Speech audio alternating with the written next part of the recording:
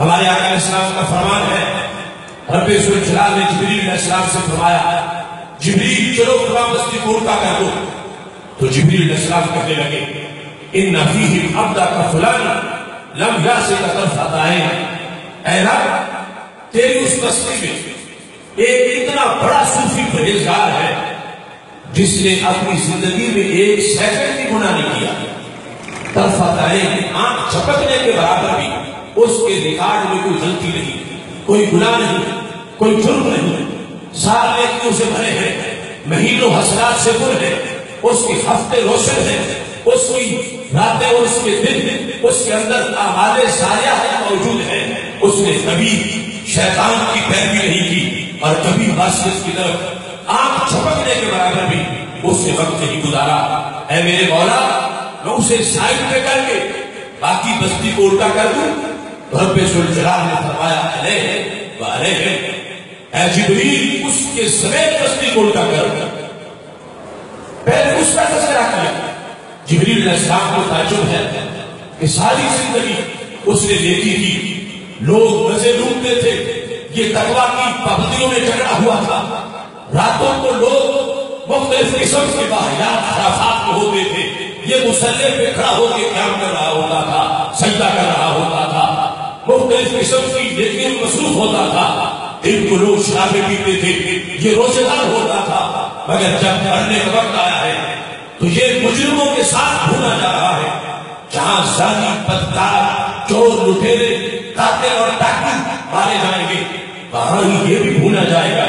کہاں گی اس کی نیکی، کہاں گیا اس کا تقویٰ، کہاں گی اس کی طہارت، کہاں گی اس کی پارسائی، کہاں گئے اس کے نوافل، کہاں گئی اس کی تہجد۔ حضرت جبریل علیہ السلام کو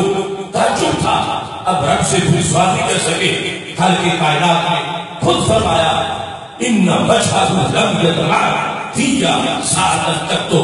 اے جبریل میں کیا کروں اس کے سجدوں کو، میں کیا کروں اس کی بندگی کو،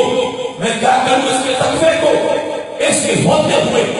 میری شریعت میں مشکل وقت آیا تھا،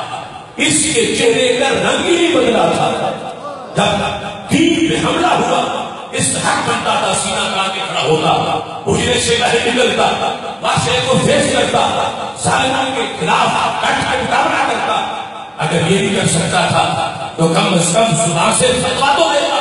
لوگوں کو مسئلہ تو بتاتا، اور اگر یہ بھی نہیں کر سکتا تھا تو کم از کم اس کے چہرے کا رنگ تو بدلتا تھا۔ اس کو تو غصہ ہی نہیں آیا،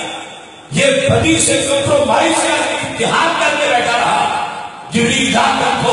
اس نے مصلی کو بتایا تھا، محلہ نہیں بتایا تھا۔ میں اس کے سجدے قبول کرتا ہوں جو اپنا مصلی بھی بچاتا ہے اور اپنے ملک کا محلہ بھی بچاتا ہے۔ ناموس رسالت پہ حملہ ہو جائے،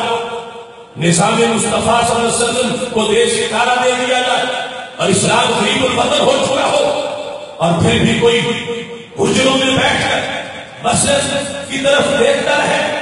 اور کفر کے خلاف برسر بیکار نہ ہو، اور پھر وہ یہ سمجھے کہ اس کی نمازیں اس کو بچا لیں گی، اس کے روزے اس کو بچا لیں گے، اس کے حج اس کو بچا لیں گے، تو یہ خام خیالی ہے۔ جس وقت شریعت کے خلاف اعلان جنگ ہو چکا ہو اس وقت یہ لازم ہے کہ حجروں والے باہر نکلے، برسر بیکار آئے، کم از کم ان کے چہروں سے غصے کا اظہار نہ ہو، یہ باہر تو نکلے، یہ جلوس میں تو جائے، یہ نعرہ تو لگائے۔ لوگ کہتے ہیں دین چوک جانے سے کیا ملتا ہے؟ میں کہتا ہوں اگر صرف چہرے کا رنگ بدلے تو رب کے دربار میں حاضری لگ جاتی ہے، اور اگر دین چوک میں نعرے لگے تو پھر حاضری کیوں نہیں لگی؟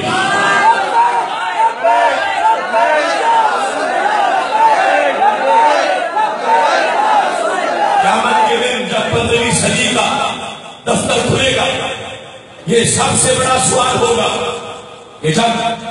20 لاکھ شہیدوں کے خون پر بننے والے پاکستان میں ناموس رسالت کے ہیرو کو پھندے پہ چڑھایا گیا تھا،